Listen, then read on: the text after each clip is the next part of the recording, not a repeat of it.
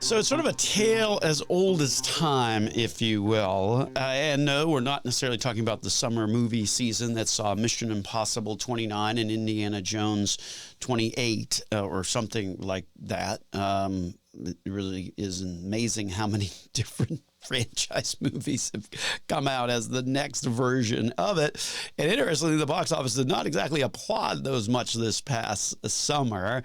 Personally, I saw Mission Impossible, not to give it away, but apparently the impossible mission winds up being possible under the guidance of Tom Cruise. So good on him. What you need to know about that movie, though, is that it's part one of two. So you're kind of commit yourself to going to next summer's supposed blockbuster because the second movie doesn't come out till next summer. Anyway, we're not talking about movies on the program because after all, this is Dollars and Cents, where we're trying to make sense out of all of life's decisions involving your dollars. We're going to talk about an oldie but a goodie, the old Roth versus traditional debate. And in a way, it's sort of been rekindled a little bit more so because of the prevalence or the expansion of the Roth option among your employer-sponsored retirement plans. So think about 401ks and things like that previously would not really have had a Roth sleeve, if you will, but they are going to have that sleeve. And in fact, many of them are starting to adopt that. In a couple of years, they're going to be forced to have that as an option. This whole conversation sort of overlays what Christina and myself were talking about on the program last week. If you missed the program, you can go to our podcast channels, you go to our YouTube channels. If you have any trouble finding us, go to our website, Nelson Financial Planning. You'll see all the different podcast platforms and you can get connected directly there. The reality is that as Christina Lamb, who's a fellow certified financial fiduciary, also happens to be an IRS enrolled agent here at Nelson Financial Planning, and I were talking about is this notion that starting in it was going to be next year, that the catch-up contribution. So if you're over age 50, you can do a catch-up contribution, which means you can put more money into an employer-sponsored plan. This year, it's an extra like $7,500 that you could put in. And starting next year, the IRS said, well, wait a minute.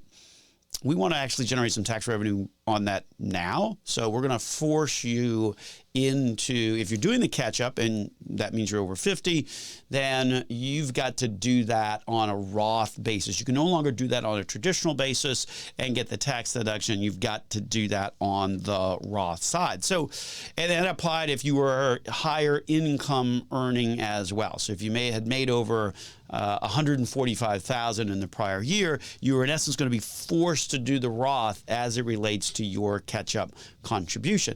So what we were talking about on the program last week, I think we may have even talked about earlier in the summer when Kristen Cayley, another certified financial fiduciary, who's also a CPA with us at Nelson Financial Planning, joined us, is that a lot of companies had said, well, wait a minute, we can't get this all done by 2024. It's just too quick to add a different sleeve into our employer-sponsored plan. We're just going to need more time. Well, lo and behold, the IRS actually heard them and not this past week, but the week prior, announced that they were going to extend that to 2026.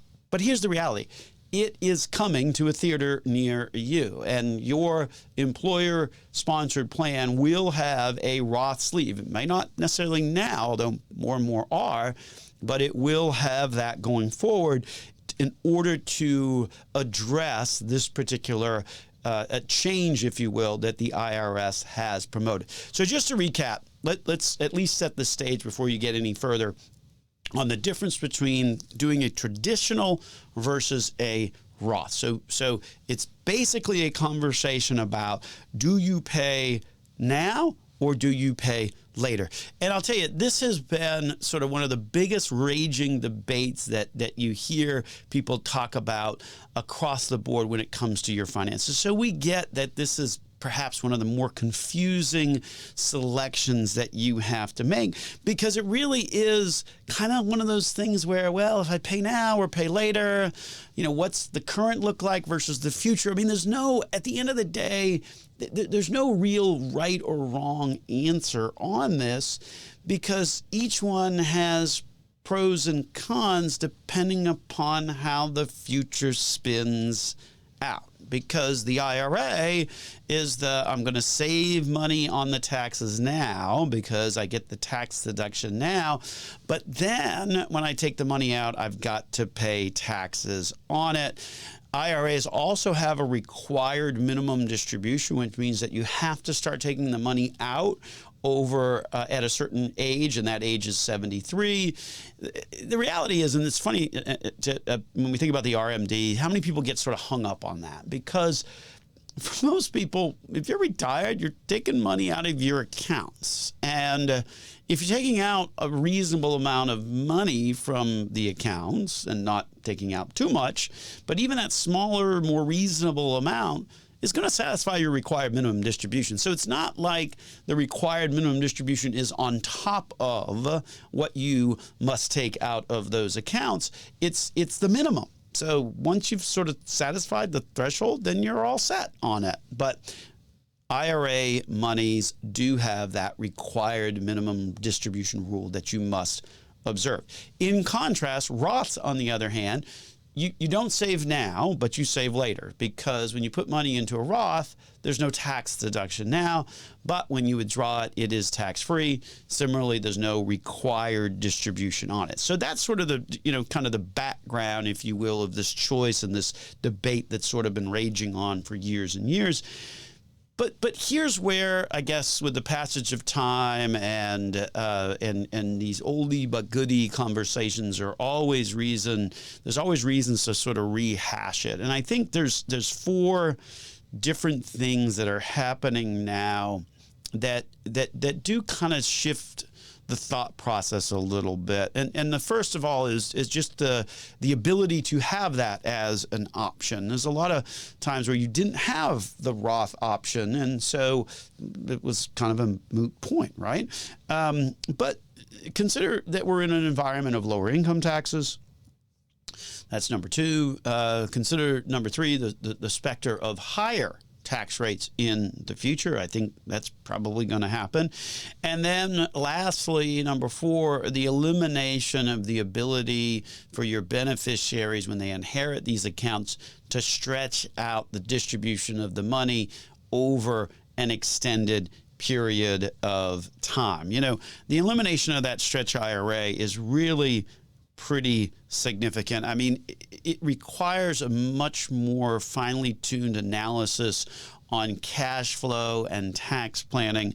I know at the office, we've been regularly sort of creating almost like these Excel spreadsheets, or they are Excel spreadsheets, that looks at, okay, well, if this income is coming out in this year and this income comes out in this year, and in one particular case, it for this particular person, it made sense to, well, you might as well not take your Social Security, because if you don't take it, and it continues to increase every year that you don't take it up till, say, age 70, because you have to kind of take this money out over the retirement account, and that's going to provide you with sufficient amount of income because you have to take that.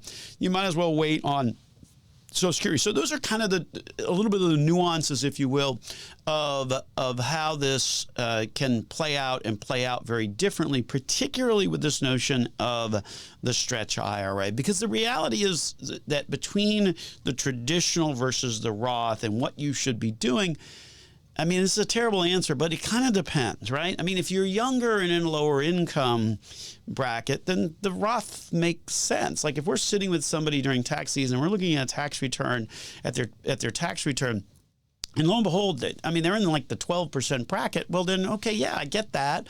Then that would make sense to say, okay, I'm going to pay the taxes now because taxes are pretty low, and I'm going to do the Roth. Meanwhile, if you are older and higher income, then perhaps you do the traditional to save money on your taxes there.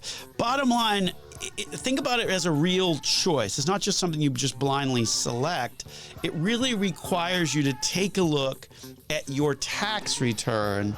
And this is something that whoever you're using as an advisor really needs to do as well in order to make the best possible decision of whether the traditional or the Roth approach is right for you. We're going to take a break and return here on Dollars and Cents with Joel Garris of Nelson Financial Planning.